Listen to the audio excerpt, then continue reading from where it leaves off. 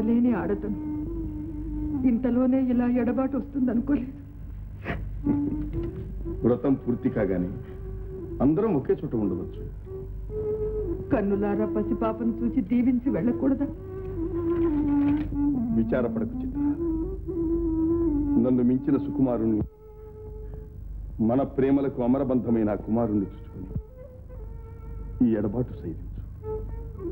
నగరు చేరగానే మిమ్మల్ని చెంతకు పిలిపించుకుంటా. నిలవమనటం నీతి కాదు. దేవి, ఇప్పుడు వీరపత్రిని వినిపించుకున్నావు. వీరమాత వైవర్తి.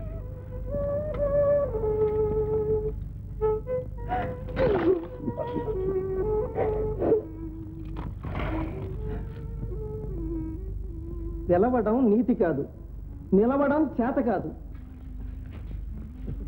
అన్ని ధర్మ సంకటాలు పదమిత్రమా.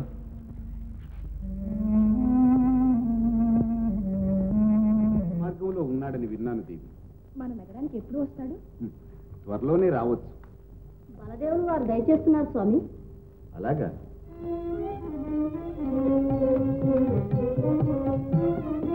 అన్నయ్య దయచేయండి.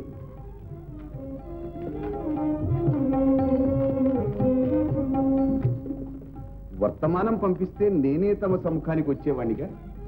ఏమిటి విశేషం? సుభద్రా కళ్యాణమే. సుయోధనునికి మన సుభద్రనిచ్చి పెళ్లి చేయాలట. కురురాజు పురోహితులతో వర్తమానం చేశాడు. నీతో సంప్రదించాలని వచ్చాను. ఏమంటావు? నేననేది ఏముందన్నయ్య, పెళ్లి అడవలసింది సుభద్ర. ఆమెనే అడుగుదాం. ఆమె క్షేమాతిశయములు ఆలోచించే మనం వరనిర్ణయం చేస్తున్నాం. అయితే వరనిర్ణయం ఇదివరకే అయిందని కురురాజుకు వర్తమానం పంపించండి. వరనిర్ణయం అయిందా? ఎవరాతడు? అర్జునుడే. కుంతీదేవి కోరింది, అమ్మాయి సుభద్ర హర్షించింది, నేను అంగీకరించాను. నేను అంగీకరించను.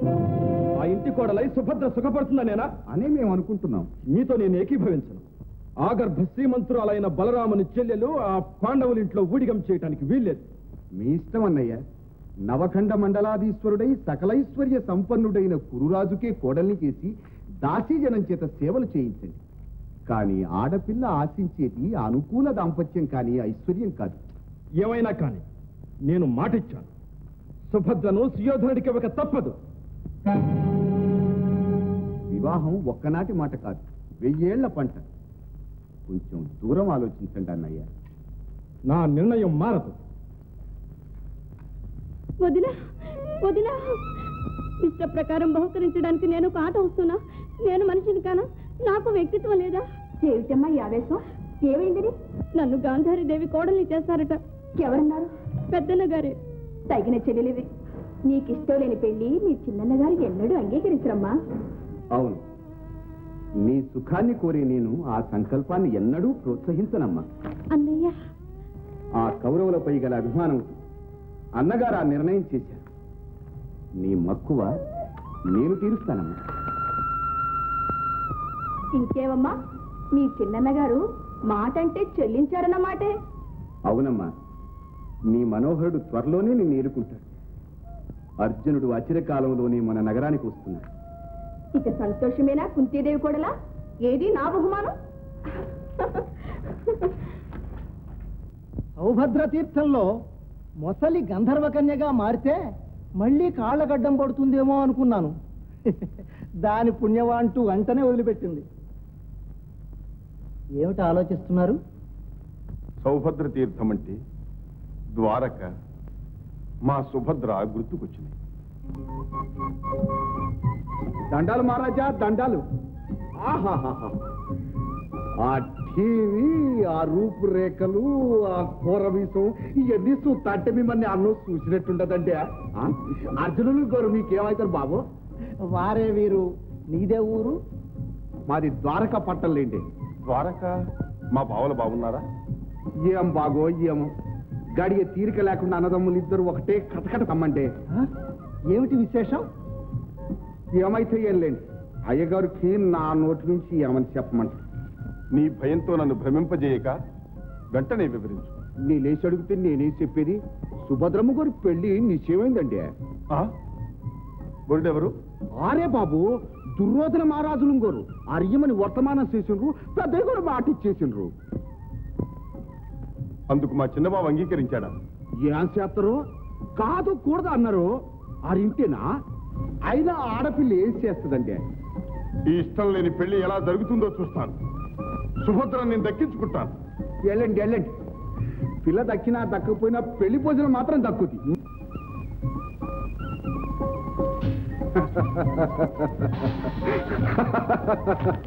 బావా బావా, అన్ని వేళలా తెగింపు లాభించదు బావా, తెలివి కూడా ఉండాలి. ఇదిగో అర్థమైందా? అయ్యింది బాబా. అక్షరాలా నీ మాట చెల్లిస్తా. నారాయణ. మన నగరానికి ఎవరో స్వాముల వారు వేశారట. అంతఃపురానికి ఆహ్వానిద్దామరా? ఊరన్న తర్వాత ఎందరో సన్యాసులు వస్తుంటారు పోతుంటారు. వారందరికీ మన స్వాగతాహ్వానాలు ఎందుకన్నయ్యా? ఆయన అందరిలాంటి వాడు కాదట. నారాయణ ధ్యాన పరాయణుడైన మహా తపస్సంపన్నుడట. వయస్సులోని అంతర్ముఖుడై సన్యాసం స్వీకరించాడట. అదంతా లోకవంచన కోసం చేసే నటన కావచ్చు. అలా భావించటం మన భ్రమ కూడా కావచ్చు. సాధు సజ్జనులను సత్కరించటం గృహస్థుల ధర్మం. వెళ్ళి సగౌరవంగా స్వాగతం చెబుదాంరా. సరే, మీ ఇష్టం అన్నయ్య, పదండి.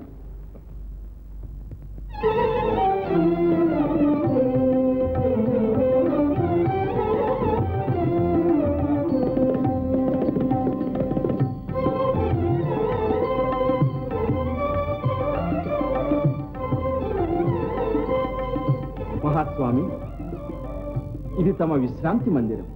ఇక్కడ తమ ధ్యాన యోగం నిరాటంకంగా సాధించుకోవచ్చు. నారాయణ.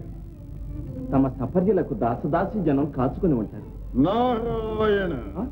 అదేమిటి స్వామి? సపర్యలకు పరిచారకులా అనే స్వాముల భావం. ఓహో, నారాయణ. స్వాములు అనుగ్రహిస్తే మా దేవేరులు సేవలు చేస్తారు. నారాయణ. వివాహితల సేవలు స్వాములు అందుకోరాదట. అయితే మేము సేవిస్తాం స్వామి.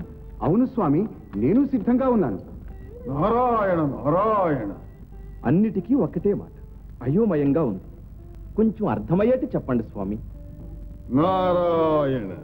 అంటే అవివాహితలే అర్హులని స్వాముల అభిప్రాయం. నారాయణ. ఓహో, అవివాహితల ఎవరున్నారు? లేకే తమ్ముడు, మన సుభద్ర ఉందిగా, పంపుదాం.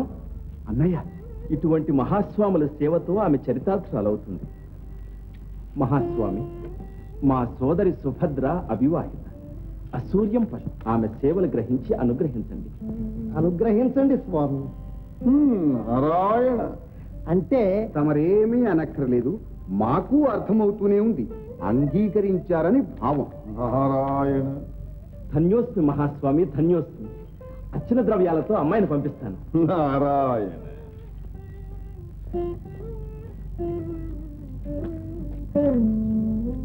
నారాయణ.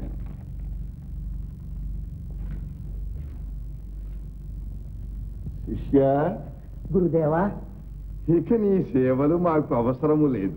నారాయణ. పరిచర్యకు పంపిస్తామన్నాను.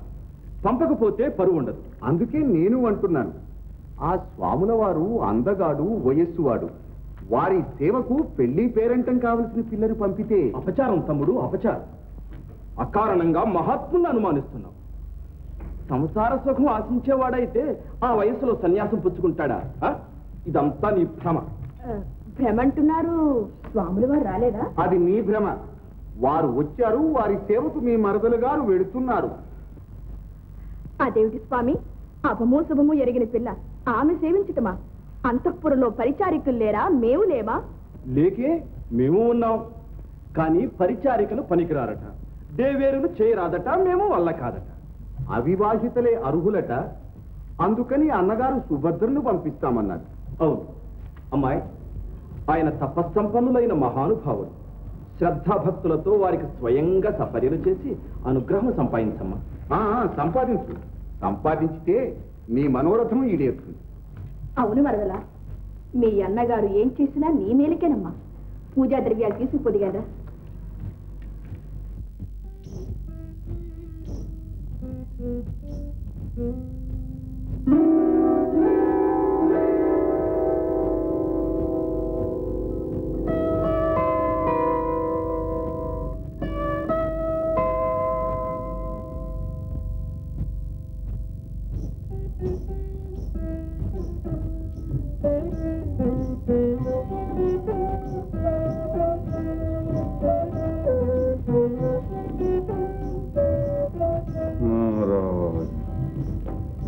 నారాయణ.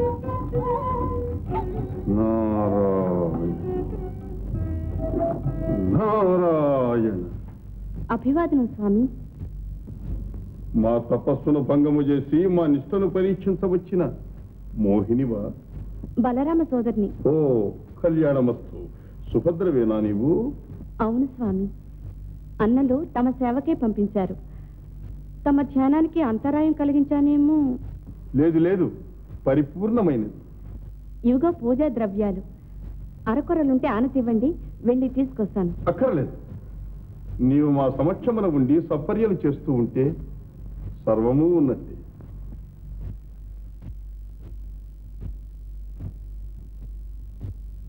ఏమిటా ఆలోచన? తమను ఒక్క మాట. అడుగు, సంకోచం ఎందుకు? ఏం లేదు. తమరు ఏ దేశాలు సందర్శించారు స్వామి? నారాయణ. ఒక్కటేమిటి, శ్రీకూర్మం మొదలు గోకర్ణం వరకు, సేతు మొదలు సీతాచలం వరకు మేము తిరుగని దేశమే లేదు, తిలకించని ప్రదేశమే లేదు. అలాగా స్వామి.